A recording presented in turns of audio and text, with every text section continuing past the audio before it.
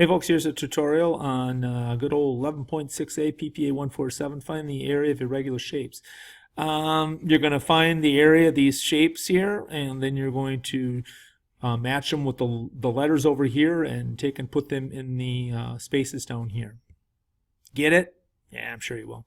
Let me go through a couple of them, a little tutorial. First of all, here's shape number 2. How are you going to find the area of the shape? Well, a couple of different ways.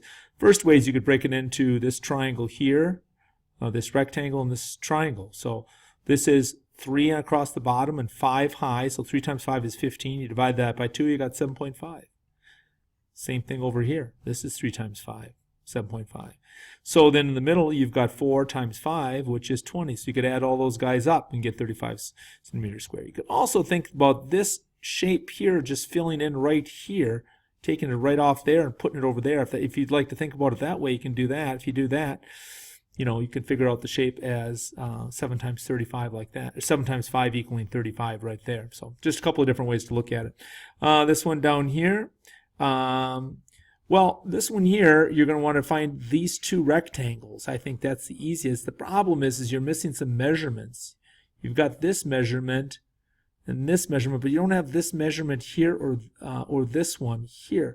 So, well, let's just think about this. First of all, let's start here. If we think about these red lines, you know what, I think I'll just move this away for the time being, just slide this out. These 2 lines together, if I take and move this guy over here, would be the same as this line over here. So let me just put that back. So what I'm saying is that 6.3, if I take this line and I subtract this 3.5, it's going to give me the remainder is going to be 2.8. So that gives me my 2.8 over here. I can do the same thing up here. With the blue lines here, and again I can take that away if that makes it a little bit easier. This line plus this line will equal this blue line down here. So because of that, I can take that 9.1, this big line here, and I can subtract this small line here, this 4.0, and I'll get what 5.1, which is the measurement right here. So multiply those 2 guys together, you're going to have 14.28. This one here is pretty straightforward because you've already got this measurement, you've already got this measurement. So this rectangle is 4 times 6.3, which is 25.12. Add those 2 guys together, you have 39.48 centimeters squared. Go on back, read the directions, and figure out what you're supposed to do with the answers to solve the puzzle down here at the bottom. Okay?